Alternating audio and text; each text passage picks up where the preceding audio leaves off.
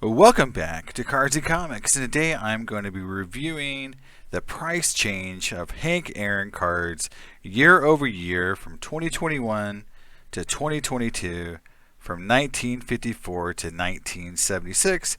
Basically every one of his base cards, all-star cards, and in-action cards. I'm not doing the league leaders yet. I'm not doing some of the specialty cards. I want to do a special video on those because those have gotten some really interesting price changes lately. But I am going to pay attention to all-star cards and kind of call them out in this video as I'm digging deeper into these price values. But we're going to work on Hank Aaron, and I did Willie Mays earlier in the year, and we're going to compare the results to Willie Mays to Hank Aaron. So here we go. Hank Aaron year over year. Value of PSA graded cards. And again, I'm only looking at PSA 6, 7, and 8 grades because that's the ones I have the most data for, and I can do more easily a year over year comparison. So here's the blank raw data that I put together using VCP as a guide to look at 2021 data through 2022 data. And I'm basically going end of March, start of April, 2021 to end of March, start of April 2022. And here's the raw data with all the percent changes and values and differences. So let's get into some of the summary because this is a kind of an eye chart, and I know for some people looking at it on an iPhone screen you probably won't be able to see much. So we'll start with the summary. So high level, so losses and gains by total dollars, and then how much each individual card gained or lost by grade. So it's two different metrics. The first one really is about total dollars, right? How much value did the grades gain, the cards gain in different grades. So last time when we looked at Willie Mays, we saw a huge loss of PSA 7 in terms of total dollars and percent in terms of gain or loss by grade. And again, we see it popping again. The PSA 7 grade lost on average 3 times more than the PSA 6, and I don't know how to calculate the percentage, but much higher percentage of loss than the PSA 8, which actually gained 2%. Now, looking at this, you would say the way to read this is that if you buy every PSA every Hank Aaron card in a PSA 6 grade or PSA 7 grade or PSA 8 grade in 2021, now you'd be at a loss of $3,364 for those PSA 6 cards, almost $10,000 for those PSA 7 cards, and you'd have made about $2,000 on your PSA 8 cards. Overall, you would have lost 6% of your investment and close to $11,000. So this does show that there is a price correction happening for Hank Aaron cards. And my just view of the market for these higher dollar cards, which we'll get into in a minute, there is a price correction happening. They took off way too fast in 2020 and 21. There was a correction happening starting around March and April of 2021. And throughout the year, it got even further. And now we're seeing that price correction really hitting us in the face in 2022 for some of these high dollar cards. However, not every card has gone down and not every card has gone up. So we're seeing a balancing of the values, but it is definitely happening. And we're seeing it across multiple players. Now, Willie Mays has been one of those really strong holdouts, where a lot of his cards have held strong and kept growing, and we'll compare Hank Aaron to Willie Mays directly here in a minute. Now, as far as the other side of this chart, which is the average gain or loss per card by grade, you're seeing that overall, if you look at each individual card, the 6 and 7s have a slight loss in total percentage, whereas the PSA has a pretty big increase. But again, what you're going to take away from here is that the gains you're getting are on the really cheap cards comparatively, and so therefore you're seeing, like in PSA, you're seeing a 70% gain in overall percentage, but it's on the really cheap cards. When you look at totality in terms of dollars, the big cards are going down and therefore bringing down the whole average in terms of just dollar amount.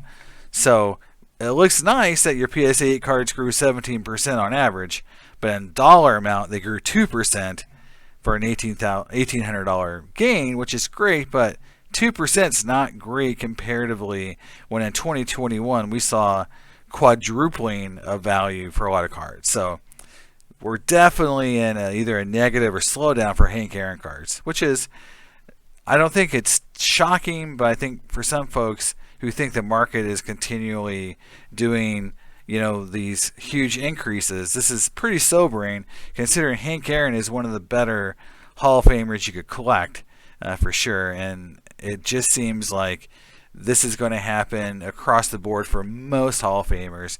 Very few are going to be immune to some of these corrections. Now, winners and losers. So winners, in terms of dollar amount, the 56 grayback has a low pop count, and went up by over $2,000. So the 58 white letter, which is interesting that it went up over the yellow letter, because the yellow letter was kind of expensive. So we're seeing a correction on those super high end cards for sure. But if you look at these cards, 56, 58, 57, 60, and 63.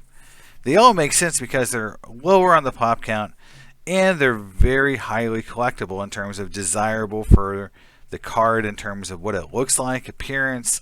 They are always the cards that the collectors want in terms of, if you go to shows, if you have these cards, those are the cards that people really want outside of the rookie card, which people really love too, but that card went up really, really fast, and I think it was due for some correction, which we'll see in a minute. Now, as far as individual card increases, we're seeing the 62 top 6 doubled in value. And again, I attribute that 100% to the fact that the 62 tops and the 7 or 8 is very expensive comparatively to the 6. So people just said, well, can't afford those 8s anymore, so I got to get me a 6 if I want to complete my set, or give me that card if I'm a player collector. But you're seeing a lot of the 8s here gaining in value. And in the dollar increases is all 8. So for Hank Aaron, it was like if you collected 8s, you did pretty well.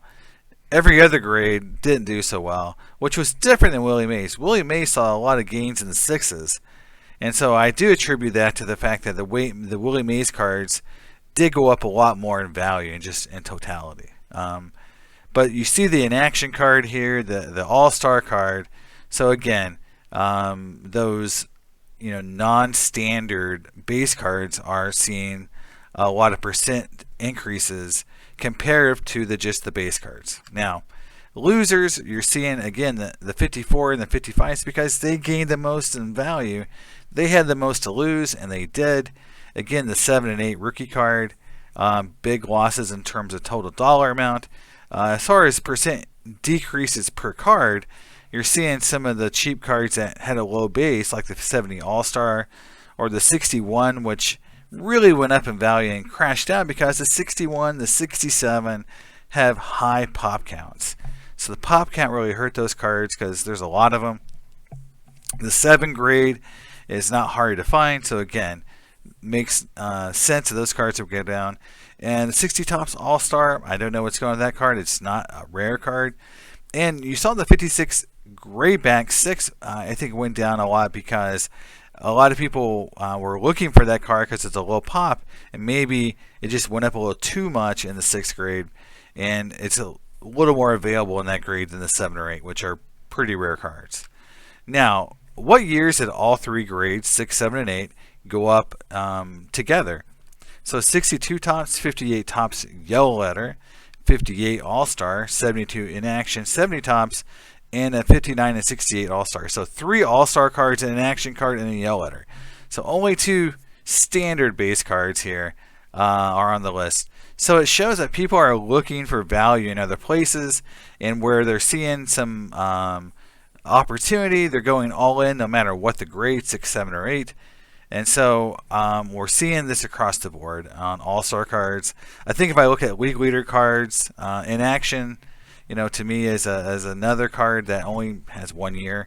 But it just shows that people are looking for value. They can't afford some of these bigger cards. They can't afford the straight 8s anymore. And so they're looking for these cards. to kind of say I'm still collecting, Hank Aaron, Willie Mays, Mickey Mantle, but I can't afford the 58 base card, so I'm going to go after that All-Star card. It's still a nice looking card. Some of them are kind of hard to get from a grading perspective. And again, I'm going to talk more about All-Stars and do some more videos on these specialty cards or these non-standard cards to see what's really going on from a cost and collectibility and pop count.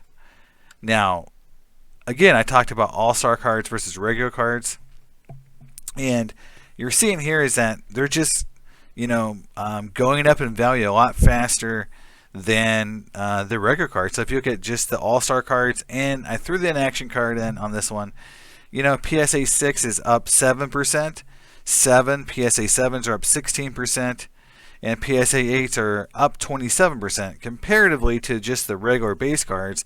The 6 is down 3%, the 8's down 8%, and the 8's only up 16% versus the 27% for the All-Star cards. And yeah, that just shows that people are looking for value, and those cards are going up in value. Now, what's going to happen, what always happens, the market corrects too much.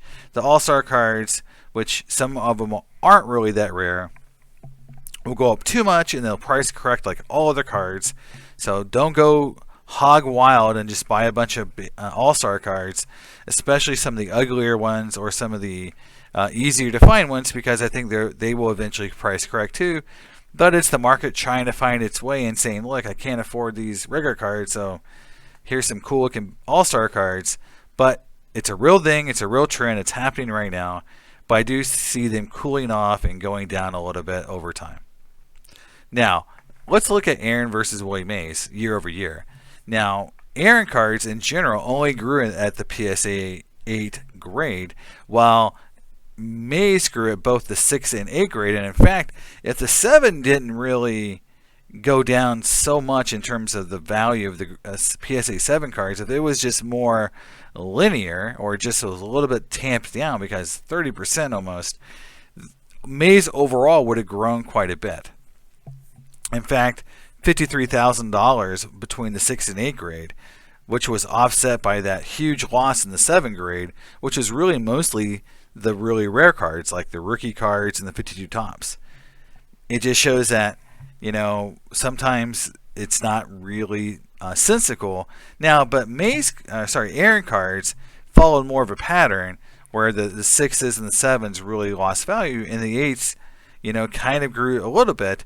But in general, you can see that Mays cards on average were doing much better outside of that 7 grade than Hank Aaron cards.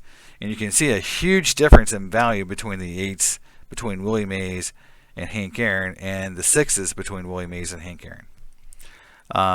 So what does it all mean? Again, summary-wise, Hank Aaron cards took a much sharper hit year over year versus Willie Mays. All-Star cards, again, and non-base cards are rising in value much faster, but there's going to come a time when they're going to hit their ceiling. Is it now? I don't know, but it will happen. It always happens. The PSA 7 grade is that in-between grade right now for collectors, meaning the 8s are highly valuable and they're high-end collectible grade. The 7 is an in-between grade, and the 6 is the value grade. And so the 7 is the one that's taking all the hits right now, both Mays and Aaron. 50s cards are growing in dollar amount, maybe not percentage-wise, but in dollar amount, and have the biggest dollar amount moves. But collectors are seeking cheaper options, so they're seeking out those inactions, league leader, all-star cards, as well as these 70s cards and the end of career cards. So overall, yeah, Hank Aaron took a bigger hit than Mays, but I'm still going all in. I just picked up a 67 Hank Aaron, and I'm still collecting him.